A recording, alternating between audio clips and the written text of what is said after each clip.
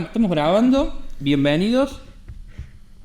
La idea de este ciclo de entrevistas es principalmente poder charlar con personas que tengan algo interesante para contar. Y la verdad que la persona que tenemos hoy de invitado para poder charlar un poco es alguien, por lo menos que yo considero valioso en el mundo del periodismo aquí en Córdoba. Es una persona que uno tiene en cuenta. Pensé muchas maneras de presentarte, según obviamente el camino que yo estoy haciendo. Podemos decir que es un colega. Cuando yo empecé a hacer la primera pasantía en un canal acá de Córdoba y participamos de la preproducción de un programa de televisión, me acuerdo que me habían dicho, para armar la pauta siempre es importante tomar la agenda del día, los 3 medios más importantes de Córdoba, La Voz, Cadena 3 y Canal 12. Pero me dice, pero vos siempre chequea el Twitter de él porque algo interesante vas a encontrar. Ni más ni menos, estamos el día de hoy con Andy Ferreira. Bienvenido. Gracias, Fede. Gracias por tus palabras. Porque eso está bueno. Está bueno pensar que no solamente la audiencia escucha, lee, sino que además los colegas pueden no solo interactuar, sino tomar algunos datos para generar contenido. Eso es satisfactorio también, así que gracias por eso. Totalmente. Así que nada, obviamente, valorando tu trayectoria, tu experiencia, sabemos que tenemos una agenda muy ajetreada y la verdad es que poder hacer de este espacio yo creo que es muy valioso. Yo como persona que me estoy formando en esto, poder tener esas experiencias me parece también valiosas. Es difícil querer abordar una charla porque en este momento tenemos una agenda que está tan caliente. Se me hace imposible no empezar preguntándote, bueno, sabemos que estuvimos en la jornada de ayer, una jornada que fue muy caliente, fue un conflicto importante en el Congreso, hubo represión, hubo una reacción discursiva el doble de violenta después por parte de Patricia Bullrich por el hecho de que no solamente que no hay retractación o algún pedido de disculpas, sino todo lo contrario, es como doblegar y doblar esfuerzos en decir, ok, este es el camino que elegimos. Por eso quería empezar preguntándote un poco qué impresión tenés después de lo que pasó ayer en las inmediaciones del Congreso. A ver, siento que en general estamos como sociedad y como actores sociales, y con ello incluyo a dirigentes políticos, dirigentes sindicales, empresariales, en definitiva a la comunidad argentina en general, dentro de una gran esfera de violencia. Y vemos esta violencia en hechos muy puntuales en el día a día, en la cotidianeidad de la gente, en diferentes sectores, en los más vulnerables, pero también en sectores pudientes. Y lógicamente después las acciones, los reclamos, las posturas y narrativas terminan siendo un reflejo de eso que somos. Pero yo muchas veces me pregunto si no se da al revés. Si no estamos nosotros como ciudadanos ejerciendo microviolencias o violencias casi permanentemente, y estoy generalizando, hago mal en hacer esto, pero bueno, para dar una explicación del asunto, y en definitiva, si somos en realidad también un poco víctimas de esta violencia que se instaura desde las personas encargadas de dirigir no solo el país, sino instituciones y demás. Con lo cual, lo que pasó en el Congreso es el espejo de lo que a menudo vemos nosotros en la calle, en la vida cotidiana. Y no hay, al parecer, un fin, un stop a todo esto de ningún lado, porque siempre hay un paso más. Y he aquí lo grave de todo esto, porque la violencia empieza en una espiral que definitivamente puede escalar a lugares terribles por los que ya hemos pasado y por los que sospecho había un consenso, y digo sospecho porque aparentemente había un consenso de la sociedad y de diferentes sectores, desde la más derecha hasta la izquierda, de no volver a ese pasado, que es aquel en el que había un autoritarismo extremo.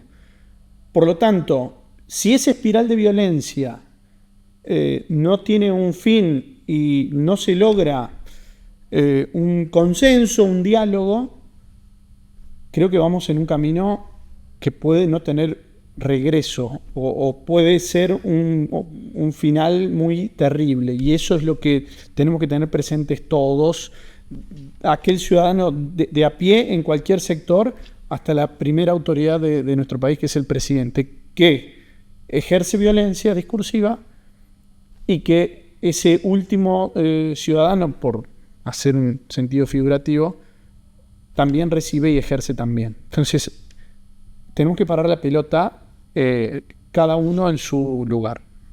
Te traigo un poquito para Córdoba. Sí.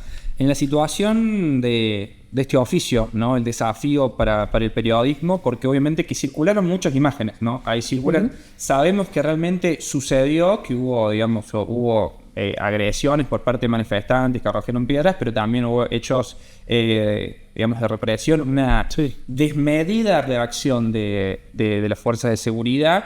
Y Córdoba sabemos que sigue siendo un bastión electoral para Milei, ¿no? Entonces, preguntarte en relación al desafío de los medios acá en Córdoba, ¿cómo analizás esta postura?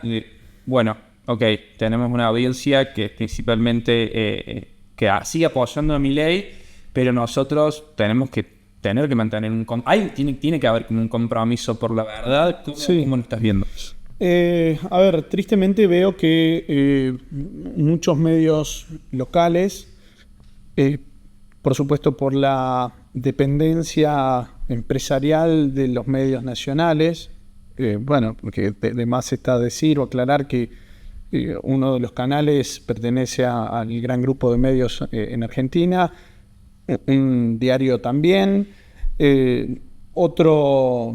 otra radio de las más escuchadas, la más escuchada en Córdoba, pertenece también a un grupo de medios muy importante a nivel nacional, y ni hablar del segundo canal, por poner en un ranking más visto en Córdoba, que pertenece también a una empresa multinacional. En ese sentido, muchas veces estos medios de comunicación locales no hacen más que replicar esas indicaciones o esa línea editorial que se baja desde los medios nacionales y que por supuesto se reflejan aquí también. Bueno, creo que ahí tenemos un problema porque necesitamos los cordobeses entender que por allí no todo lo que sucede en Buenos Aires es lo que nos pasa a nosotros, y no todo lo que reflejan los medios en Córdoba, los más tradicionales, los más escuchados, en definitiva es la representación de lo que está pasando aquí en Córdoba. Incluso se da a la inversa. Los ciudadanos cordobeses, la audiencia cordobesa, termina aprehendiendo con H en el medio todo lo que consume a través de estos medios locales, con dependencia de sus réplicas nacionales, como si esas bajadas de línea que intentan imponerse en Buenos Aires o en otros sectores de Argentina también se pretenden imponer acá. Hay una estrategia de comunicación allí desde las empresas a nivel general y federal, nacional, pero bueno, el cordobés como ciudadano, como audiencia, tiene que empezar a dejar de ser influenciable. ¿Y cómo se logra eso? Tratando de ser consumidor de diferentes medios, no solamente de uno o dos, sino tratar de abrir el abanico y escuchar diferentes posturas, radios, pensamientos, para que esa influencia que muchas veces instauran determinados medios, casi todos diría yo, del arco ideológico que quiera, deje de ser un sesgo para ese oyente o televidente o lector. Esa es una sugerencia que yo no pretendo que adopten toda la ciudadanía, porque no soy quien para aconsejar en tal sentido, pero al menos yo lo hago con mi mundo, con mis conocidos, los que me rodean. Tratar de que entiendan que para conocer las mayores perspectivas de la realidad lo importante es consumir la mayor cantidad de medios que reflejen esas situaciones o un hecho o una realidad o un conflicto o lo que sea, digamos, para que la elaboración sea por cuenta propia y no por una influencia que pueda generar un medio, un influencer, un periodista, un comunicador. Me detengo un poco en eso que estás mencionando, que también ya lo has charlado, te hemos visto charlarlo en otras entrevistas, esta cuestión, ¿no? de las grandes empresas informativas que en su momento es verdad que eran hegemónicas allá por muchos años. Yo lo identifico más hasta la crisis que hubo con el campo, que ahí se empezó como a identificar, a resquebrajar algunas cosas, pero era como lo que dice el diario es la verdad, lo que dice la tele es lo que importa, lo que está por fuera, está por fuera. ¿Cómo ves esta diferencia grande que hay en oferta informativa, en oferta de opciones en Buenos Aires? Y en Córdoba pareciera que hubo como a lo largo de los años como un deterioro, o por lo menos yo veo el concepto que me parece un concepto en el mundo del periodismo dentro de todo valioso, que es el concepto de Corea del Centro.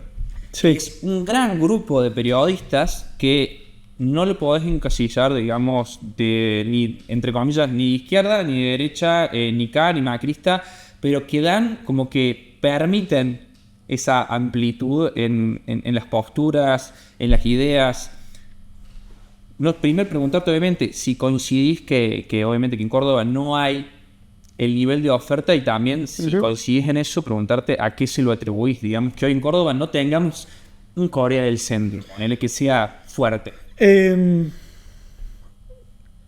A ver, lo primero que se me viene a la cabeza es que esto para una empresa mediática no deja de ser un negocio, más allá del servicio que debe brindar a nivel informativo a una sociedad, a una comunidad. Por lo tanto, ese negocio se rige por las leyes de la oferta a la demanda y del mercado, y dentro de ese mercado están las cuestiones salariales. Y en ese sentido, el personal, nosotros, los periodistas, los comunicadores y todo el personal que trabaja alrededor de la producción de contenido, tiene a sus salarios muy socavados. Por lo tanto, creo yo que ese factor termina siendo decisivo a la hora de la conservación de una fuente laboral para que el periodista comunicador que ya integra un espacio de trabajo con una línea editorial determinada o marcada. Entonces, por allí, tener que pertenecer a eso para mantener ese puesto laboral, no te digo que en todos los casos, pero creo yo que en la mayoría de los casos hace que queden digamos, atrapados dentro de esa línea editorial que baja el medio, muchas veces por la propia exigencia del medio, y otras veces por no querer ir en contra o no querer poner una coma distinta a lo que se baja editorialmente. Justamente sobre esto hablábamos hoy con un colega en una charla informal, y bueno, veíamos eso y coincidíamos en tal sentido. Aquel que hoy hace A, B y C de acuerdo a lo que rige en la línea editorial del medio, va a tener su lugar asegurado, y en un contexto de crisis económica casi permanente, de gobiernos anteriores y de años anteriores, y que la verdad no vemos un futuro con una luz de salida en tal sentido para un mejoramiento en las escalas salariales de los periodistas y comunicadores, y tal vez aquel que tiene el laburo dice, bueno, hago A, B y C, D, en otro momento en el que puedan darse las condiciones, puedo ir por ese lado para decir ciertas cosas que tal vez hoy no digo.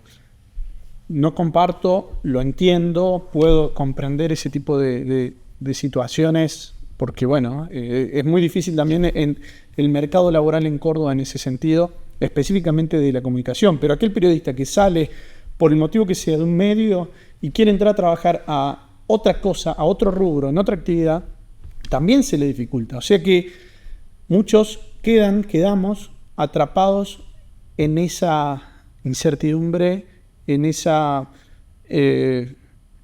laberinto de, bueno, me acojo a lo que dice la línea editorial de este medio y de acá no me muevo, al menos por un tiempo.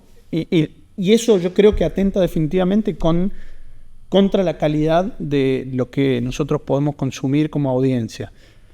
Y no quiero decir con esto que no haya profesionales de calidad, porque los hay, los conozco, sé que hay de altísima calidad, muy preparados, pero muchas veces, repito, en este contexto eligen no sacar la pierna del plato por dudas.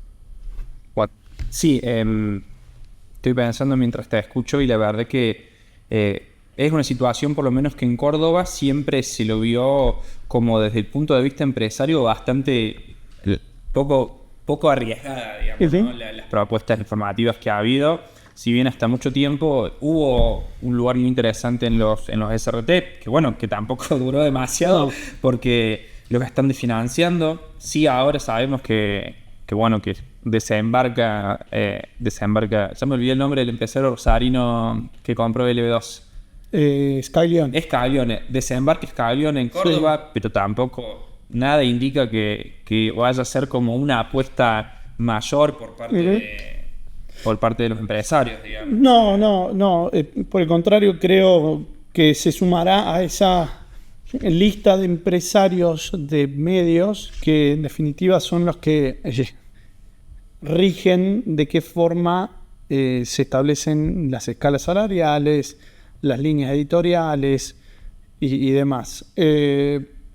Entonces, siempre en diálogo con jóvenes estudiantes, más o menos jóvenes, o que hacen los primeros pasos en comunicación y periodismo y la tarea en medios, sugiero que traten de ser multifacéticos y multisoporte, por decirlo de alguna forma, para poder generar contenido sin que sean dependientes exclusivos de una empresa mediática, por estos vaivenes que hay en la economía, por este socavamiento que hay en los salarios dentro de estas empresas, por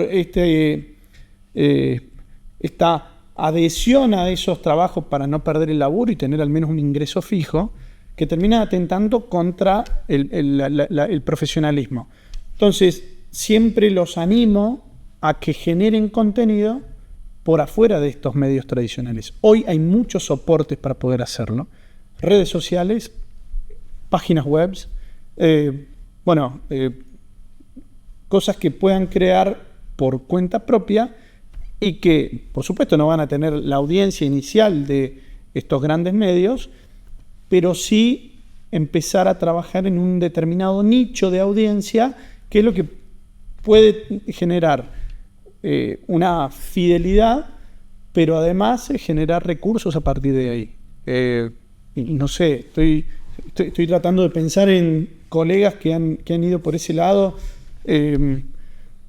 No se me viene ahora alguno. Hay uno que se llama David Sbelitza, creo que es lo sigo mucho en Instagram. Fue alumno de acá. Sí, bueno. Sí. Él se las ingenió para hacer comunicación. Uno puede estar de acuerdo o no con lo que hace, eso es independiente, como podemos estar de acuerdo o no cómo se trabaja en cada medio, ¿no? Claro. Pero él encontró allí una beta, un nicho para generar contenido muy visto.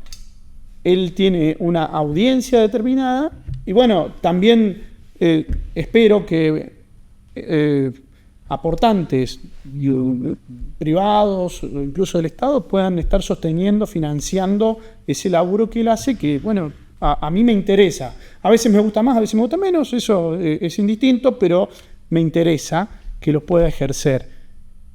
Y está bueno que jóvenes como él repliquen con otras ideas, con otras variantes, cositas parecidas. Uh-huh.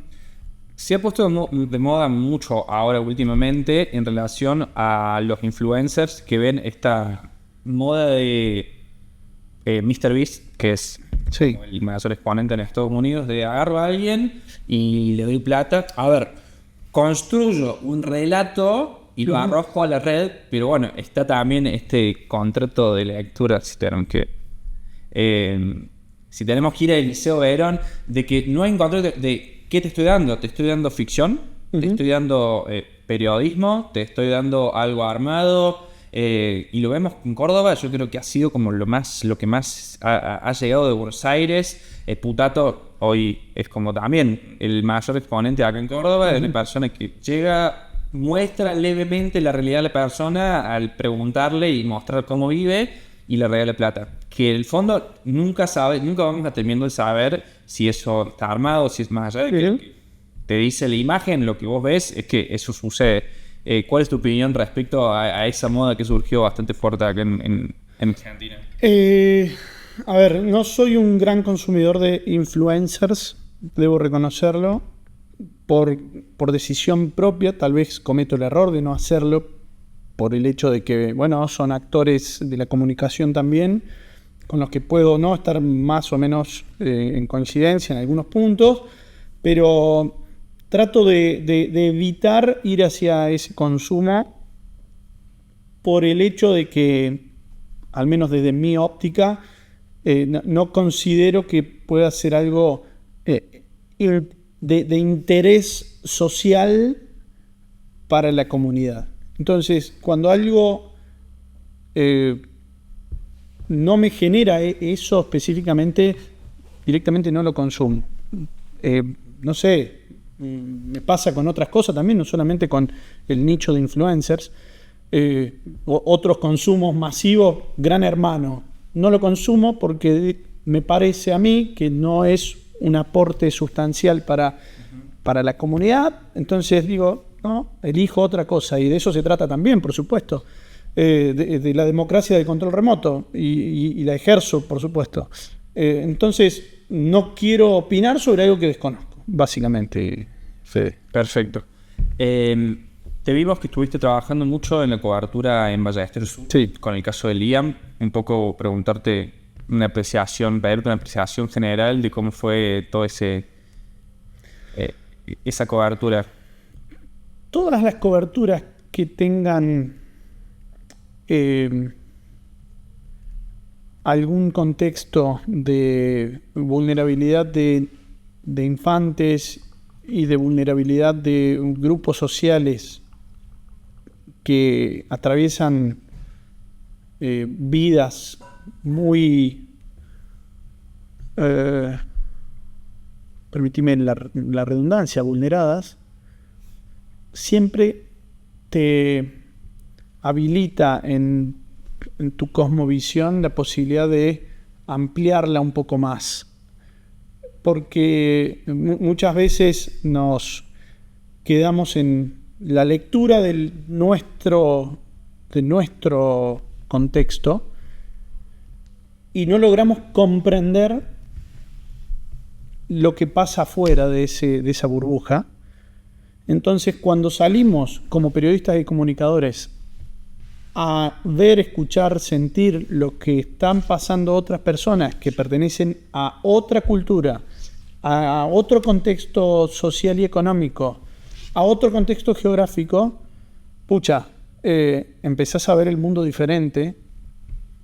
Entonces, desde el punto de vista profesional, siempre es un aprendizaje, aunque parezca una frase hecha, porque uno empieza a entender ciertas características sociales de, por ejemplo, esta comunidad boliviana que antes no la comprendía o no la conocía, o peor aún, prejuzgaba.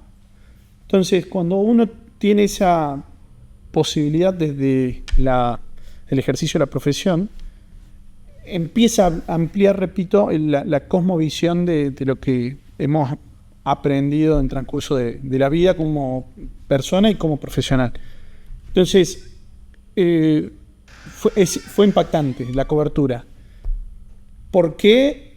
Porque hay un niño que no aparece, porque hay un niño que no se sabe qué pasó, porque puede ser un hijo o un sobrino de cada uno.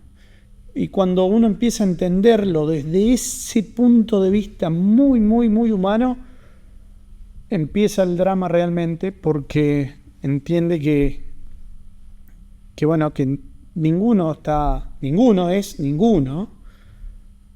está exento de que algo parecido, más o menos cruel, más o menos dramático, más o menos criminal,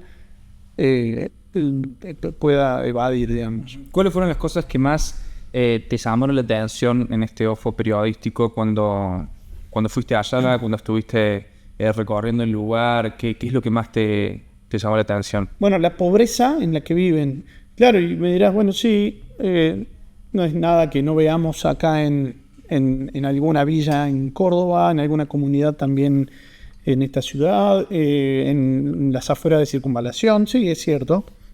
Lo que pasa es que en este caso se trata de una familia de origen boliviano, con todo lo que representa el desarraigo para cualquier persona, cualquier argentino que hoy esté en otra parte del mundo, en algún momento pasó por una instancia de profunda angustia por ese desarraigo del país, de sus seres queridos, de su familia. Entonces, para estas personas significa lo mismo, en definitiva, en términos de sentimientos y sensaciones, pero además se le añaden otras características como son la prácticamente explotación laboral, que se levanten a las 4 de la mañana para evitar que el sol, sobre todo en verano, de las 10 hasta las 6 de la tarde sea terrible, a trabajar, pero pese a estas circunstancias trabajan igual de 10 a 6. Están prácticamente todo el día trabajando al lado de su casa, está bien, pero en un contexto absolutamente terrible, sin herramientas, sin protecciones, a la buena de Dios. Y de repente, en ese contexto, añado más cosas en este relato, vemos una casa completamente sin ninguna estructura habitable, y hay un auto por allí, año 2023, modelo 2023. Entonces también empiezan a jugar muchos prejuicios en esa cobertura. Decís, che, esta gente vive en esta situación, pero tiene un auto que es más nuevo que el mío, un modelo... Bueno, y uno pregunta en ese contexto y viene la explicación. Claro, esta gente es nómade prácticamente, entonces le salió este trabajo en Ballesteros, pero si le sale otro en Resistencia Chaco, agarra el auto. Sí, lo que se conoce como trabajador golondrina. Golondrina, específicamente. Agarra las pocas cosas que tiene y se instala en las mismas condiciones probablemente en aquella ciudad. Pero además utilizan ese medio de transporte, que es su propio auto, para volver de manera periódica a su cultura, a su país, porque lógicamente ese desarraigo les pega fuerte y en algún momento tienen que regresar con su familia, sus seres queridos y demás. Entonces, ¿ves? Ahí empezás a poner las piezas en su lugar para entender cómo es que piensa una comunidad determinada. Pero eso no te lo dan más que las coberturas en el lugar. Porque muchas veces, ni siquiera leyendo lo que te cuentan otros, llegás a comprender fielmente lo que está pasando in situ, digamos. Sí, es como si nos olvidásemos.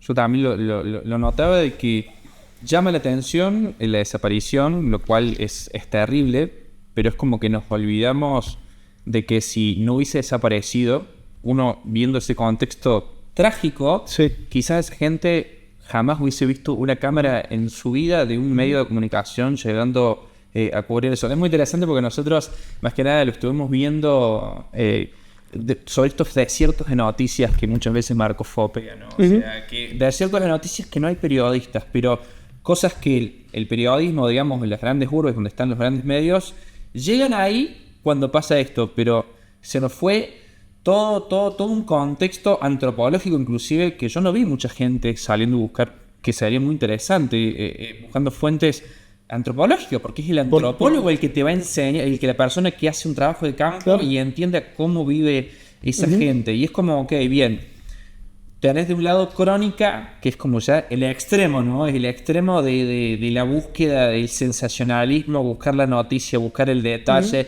y la placa roja. ¿Cuál es el desafío para el periodismo en este tipo de coberturas? Para mí el desafío tiene que ser el primero y más importante, que es el humano. Primero, colaborar con la búsqueda de un niño. Segundo, contar las historias de vulnerabilidad en la que vive esa familia y una comunidad. Tercero, remarcar, y hablo específicamente de este caso, ¿no? Remarcar que ni el Estado ni el privado logran sacar a esas familias de un contexto de explotación, de vulnerabilidad, de tragedia, de tragedia social, ¿no? Independientemente de la desaparición de Lian. Yo creo que ese tiene que ser el trabajo del periodista. Pero voy más allá. Me parece que incluso la tarea de las empresas de comunicación debiera seguir siendo focalizar en este tipo de casos hasta que haya definitivamente una resolución. Porque hoy Loan pasó al olvido mediáticamente. Hoy pasó Lian prácticamente al olvido, pese a que hace una semana todos hablaban de él. Y creo que ahí incurrimos en un error, porque se trata de una vida humana que no aparece.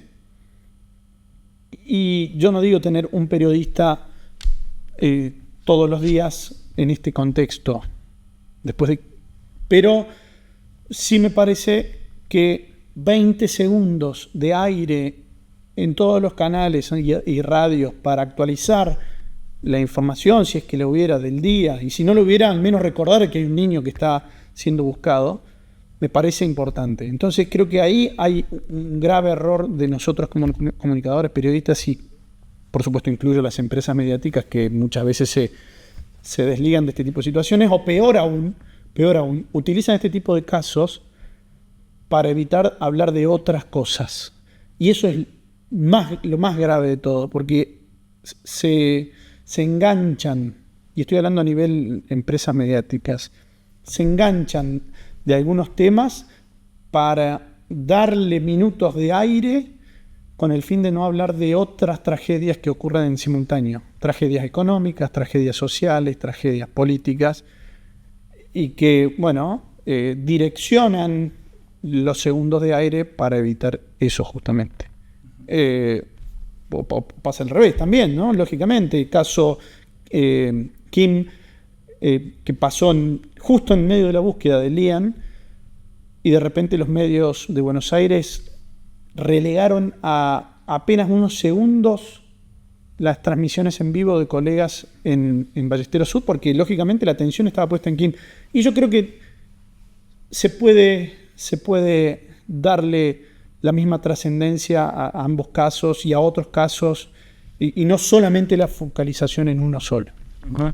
Sí, pero es como que uno entiende que hay como muchas veces este choque de agendas, pero bueno, es como recién hablábamos al principio de que hay otras opciones, si bien hoy está como estos dos modelos marcados, ¿no? Bueno, que busco un trabajo estable en un medio, el cual va a tener una línea editorial, el cual yo tengo que respetar, y es una ABC del que vos no te podés mover, digamos.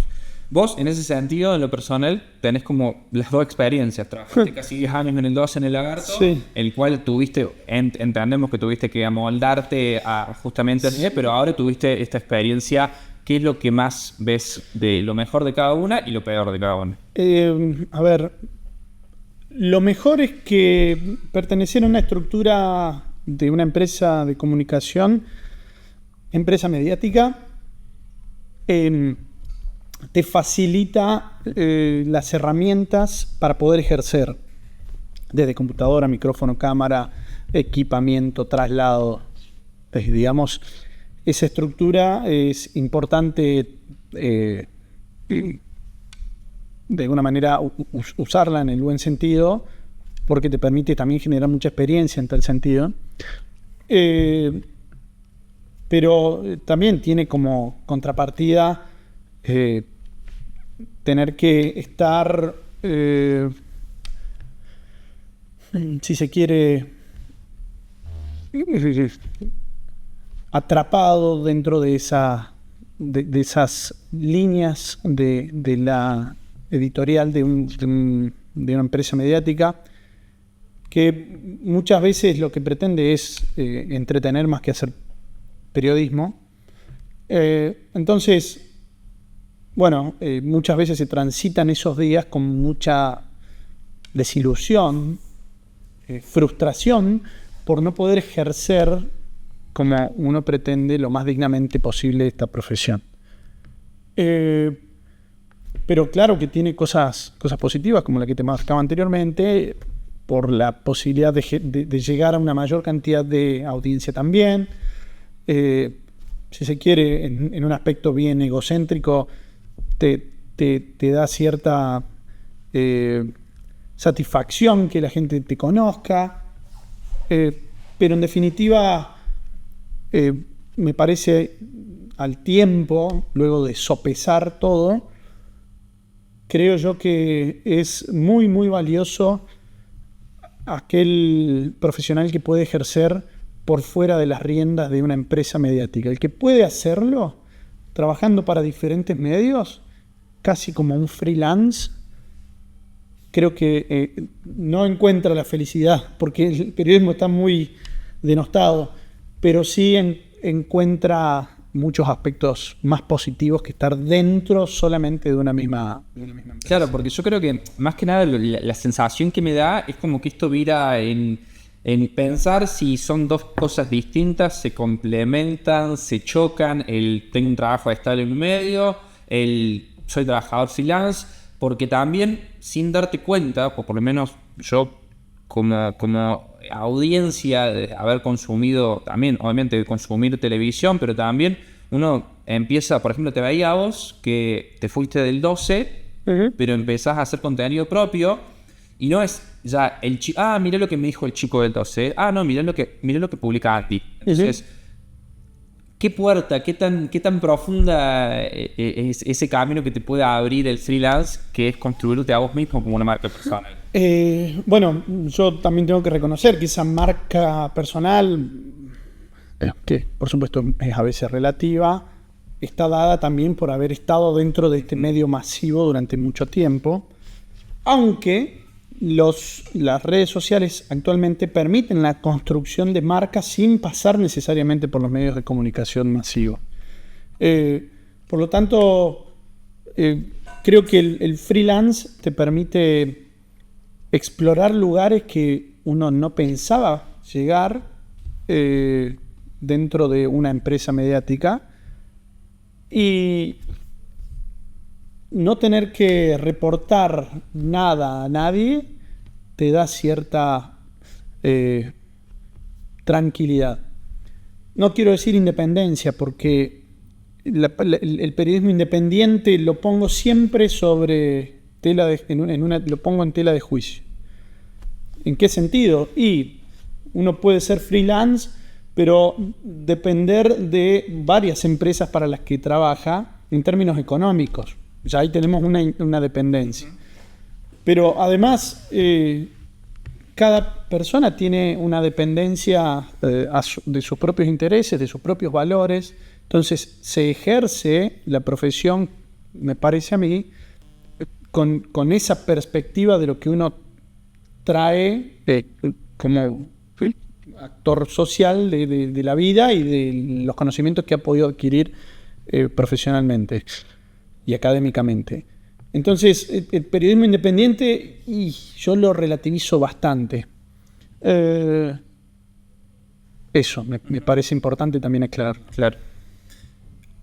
Uno ve que a medida que avanzó, obviamente, el surgimiento de las redes, ese poderío que tenían los grandes medios, y poco a poco se fue como aguando en relación a la potencia que tiene un mensaje hoy y un tweet que puede ser viral y alcanzar 2.1 millones de visualizaciones en un día. Entonces, no necesitas una estructura, tener en un teléfono todos los que vos querés. En eso te pregunto, ¿cómo ves el futuro de los medios? Tenemos un streaming que aquí en Córdoba no, principalmente en Buenos Aires, creció muchísimo. En su momento decían la radio va a desaparecer y no desapareció. La tele, con lo que hoy cuesta sostener un canal de televisión, va a desaparecer.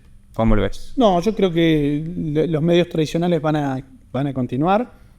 Sí creo yo que tal vez el papel, como viene sucediendo, pierde cierto protagonismo, aunque no deja de tener muchísimo impacto todavía aquella nota, artículo, texto, papel firmado por un periodista, sigue teniendo su impacto. Va a haber una reconversión, como ya se está llevando a cabo en ese aspecto, pero se va a seguir sosteniendo. Sí creo que vamos hacia una, si se quiere, democratización de las audiencias, que esto ya me parece está casi instalado, todavía no tanto en Córdoba, pero en las grandes urbes a nivel mundial me parece que ya empezó a generarse eso, como marcás bien, de los streamings en Buenos Aires. Abrieron el abanico para que las audiencias empiecen a elegir qué consumir. Si es un nuevo soporte que se suma, entonces permite esa democratización. Creo que todavía en Córdoba falta encontrar qué, cómo, cuándo. Hay experiencias, sí, pero todavía no del todo muy certeras. Por lo tanto, al menos en Córdoba, te hablo específicamente de Córdoba, creo que los medios tradicionales van a seguir teniendo un fuerte arraigo en la comunidad, pero cada día tiene mayor influencia el impacto que generan las redes sociales fundamentalmente, y el consumo viene básicamente por ahí. El refuerzo en todo caso se da por la televisión. Pero ayer, a mí me gusta hablar con la gente al respecto. Me voy a cargar nafta a una estación de servicio y el playero, vos sos Andy que estaba en Canal 12. Sí, le digo, ¿y qué otra cosa estás haciendo? Estoy en La Nación. No miro tele. Canal 12, en realidad lo paso y pongo un rato para ver algo, pero en realidad veo todo en el celular, me dijo. Bueno, yo creo que eso representa casi de manera fiel lo que pasa con prácticamente toda la ciudadanía. Entonces, la constante es la utilización de las redes. Después hablaremos en otro punto, tema fake news y demás, pero creo que el consumo viene por acá. El consumo más importante viene por acá. Claro está, lo demuestran las métricas.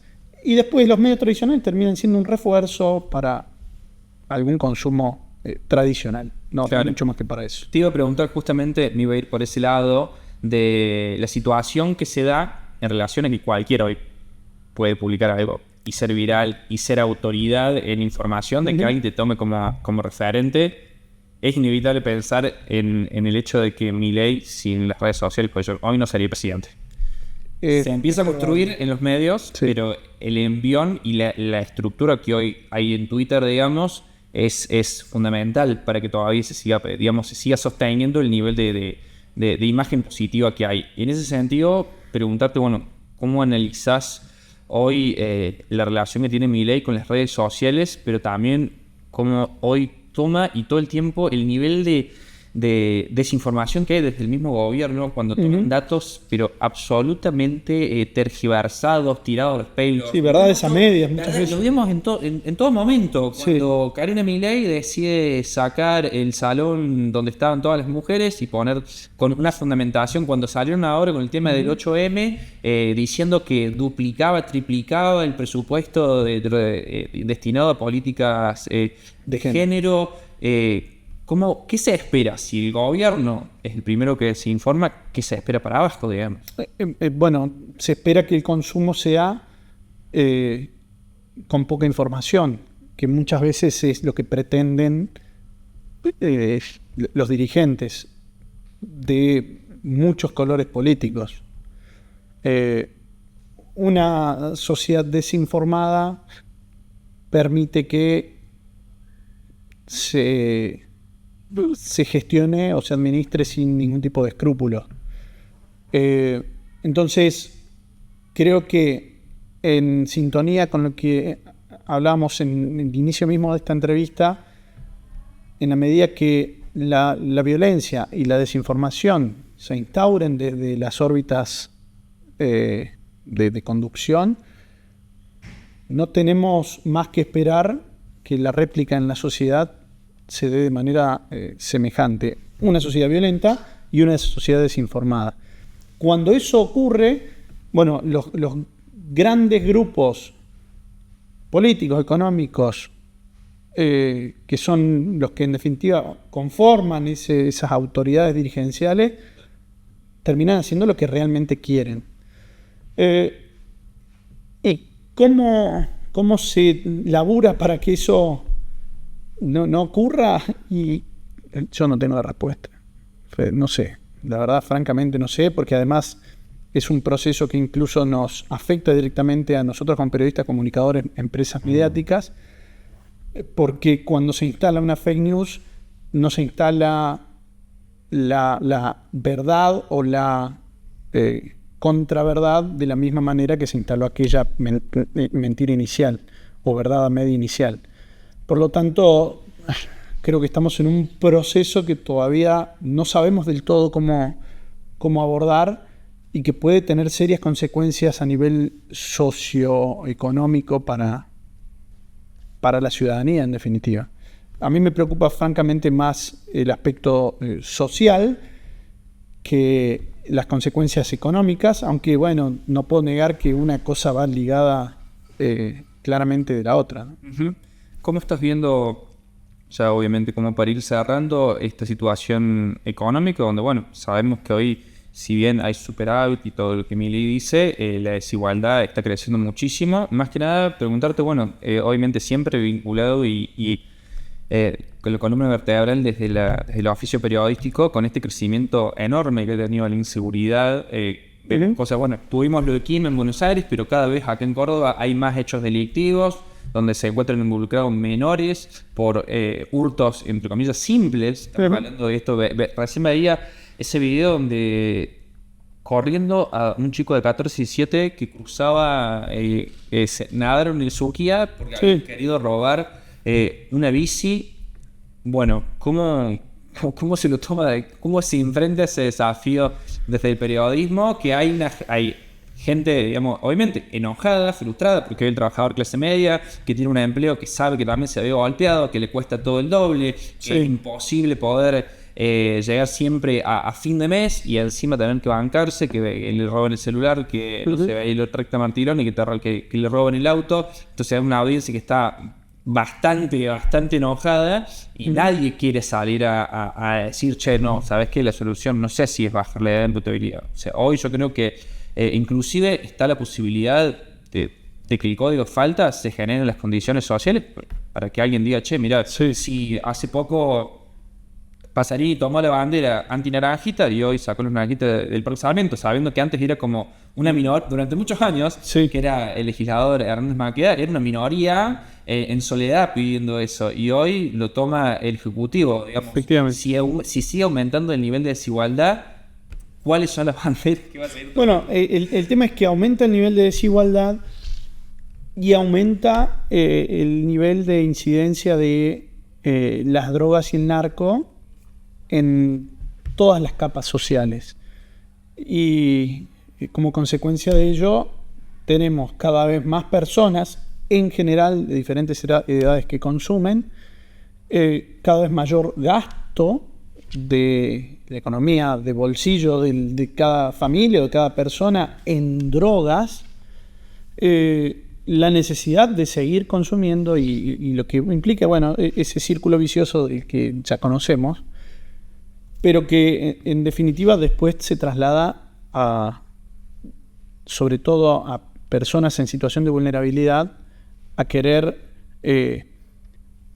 seguir estando dentro de esa espiral de consumo, pero también poder comer, poder sostenerse personal y familiarmente. Entonces se entra en una vorágine en la que ya todo vale. Me parece que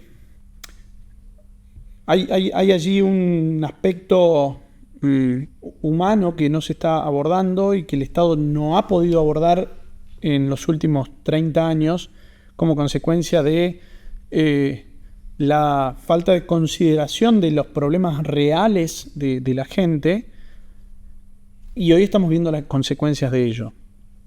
Que incluso peor aún podría agravarse con el correr del tiempo en la medida que estas políticas desiguales instauren una sociedad dual, digamos, ricos y pobres, sin clase media, en la que inevitablemente el pobre le va a terminar queriendo sacar al rico porque el Estado no los considera. Y en esa pelea, en esa lucha y en esa falta de comprensión por parte del Estado de cómo resolver ese asunto, que creo yo no lo sabe comprender actualmente, es donde vamos a tener la mayor cantidad de incidencias de estos tipos de hechos de inseguridad. Creo que todavía no hemos visto nada de lo que realmente puede pasar. No lo digo yo, lo dicen especialistas, como consecuencia de drogas y la situación económica. Pero indicaría que es un cóctel. Sí, letal. Letal. Claramente. Te vengo como a mostrar como ese contraste para saber cómo lo podemos analizar. Hoy, viajando en el colectivo, veo que 7 de la mañana una señora chocha le estaba hablando a una amiga, se ve que estaba viajando, y le estaba recomendando qué talle de zapatillas comprar en Brasil, cómo hacer la conversión. Yo, de todas las personas que he hablado, o te dicen que se van a Brasil porque está regalado, o tienen a alguien que se va a Brasil porque está regalado. Sí. Y me da esa sensación de que se están endulzando tanto con Brasil, con el dólar barato, y me hace acordar un nombre que es muy sugestivo, que esa cuestión de la plata dulce. Sí. Esa famosa película que yo en una época no viví, yo no viví los 90, pero olfateo un éxtasis, como un enamoramiento enseguecido por este dólar barato que nos está tapando todo el bosque. Vos que probablemente viviste los 90, sí. Probablemente, pero... Sí, efectivamente. ¿Hay una sensación de déjà vu? Sí, claramente.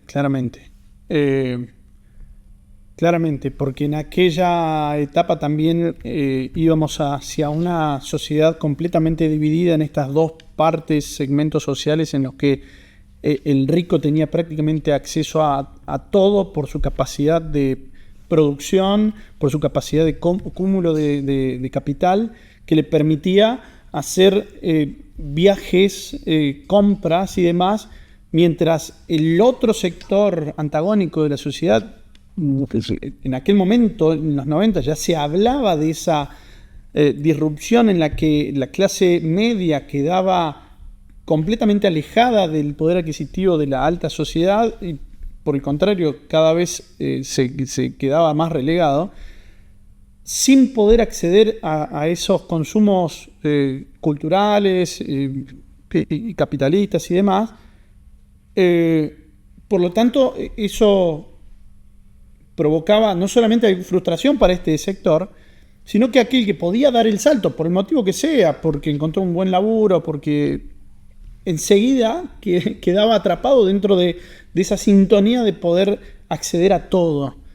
Entonces, si vos preguntás a gente de mi edad, vas a encontrar muchos que están recontra a favor de aquella situación en la que lo encontraba a esa persona o a sus padres pudiendo viajar a Disney, pudiendo hacer un viaje a Europa, y otras que se encontraban con sus padres habiendo perdido el laburo y teniendo que ir a una escuela de algún suburbio porque no podía pagar o una privada o ir a una escuela pública cerca de su casa y demás. Entonces, esas dos realidades hoy empezamos a verla otra vez. Y esto viene aparejado a lo que te decía anteriormente. En la medida que eso ocurra, vamos a ver este distanciamiento social de segmentos socioeconómicos que generan una tensión muy grave entre ambos, y es allí donde comienzan los conflictos. Bueno, aquel que hoy puede tener acceso al dólar barato, la va a pasar bien, pero tenemos una masa poblacional por encima del 50%, que es realmente pobre y que no tiene acceso a la canasta básica en muchos casos. Ni siquiera los docentes en Córdoba alcanzan a cubrir la canasta básica. Por lo tanto, ya comenzó esa dispersión hacia segmentos de muy alto nivel adquisitivo, porque tienen capital, porque saben hacer rendir sus inversiones y porque tienen el conocimiento para hacerlo, y el otro sector, donde muchas veces incluso estamos hasta los periodistas, que la vemos desde afuera. Esa realidad empieza a tensionarse, como ya ocurrió en los 90, y no tiene otro camino que una ruptura como ocurrió a principios de los 2000. Tristemente, para aquel gobierno. ¿Puede ocurrir ahora? Bueno, ojalá que no. Ojalá que se encaminen las políticas sociales para entender que esta segmentación va a producir mucho daño en temas de inseguridad, en temas de tensión, en cuestiones de tensión, que van a calar hondo, y tristemente muchas veces eso también incluye segregación social, que es lo más terrible, ¿no? Sí, o sea, uno ve como si fuese el pilar inverso cuando vimos, bueno, todo el desastre que fue los 90, el deterioro, pero también fue, bueno, contrarrestar esas políticas hasta tal punto de que uno entiende el contexto en el cual se da el surgimiento del Código de Faltas, hasta que se da el contexto también de todas las organizaciones sociales y los organismos de derechos humanos que decían esto no puede existir. Sí. Pero pareciera que vamos como en un sentido, sí, esto es cíclico. Es cíclico porque después vendrán tal vez gobiernos extremos hacia el otro ritmo al que va y también eso genera mucha confrontación social, porque hay algún segmento social que entiende que no es no concibe que el Estado pueda atender a sectores vulnerables, porque consideran que ese sector vulnerable tiene que producir para poder conseguir sus logros. Entonces vamos en esa rueda cíclica que verdaderamente nos enferma, porque además está llena de prejuicios y narrativas que los medios y los periodistas también proyectamos y dejamos que deteriore incluso más la cabeza de nuestra sociedad, ¿no?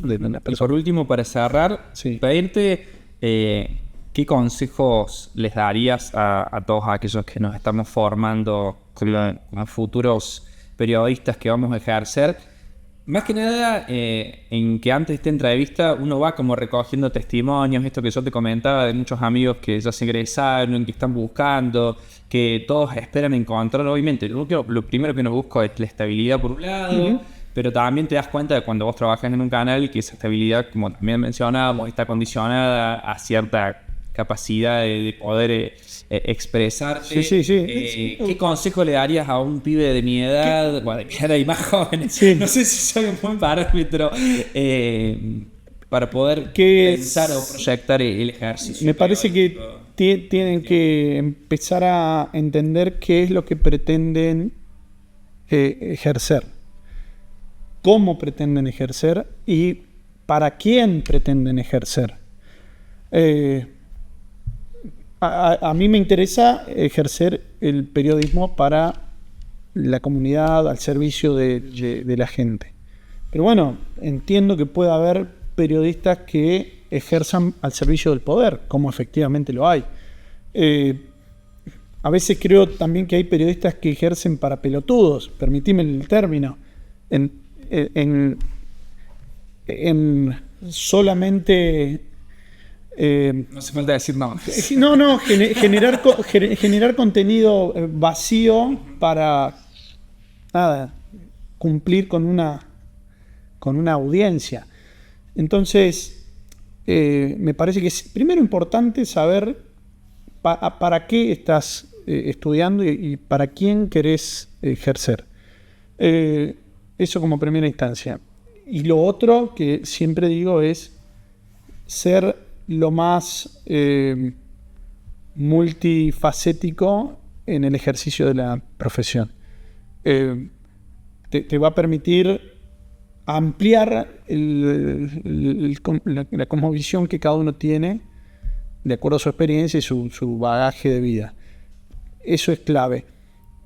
Porque tal vez hacer periodismo deportivo sea una llave, lo mismo que el espectáculo, para empezar fuerte con entrevistas.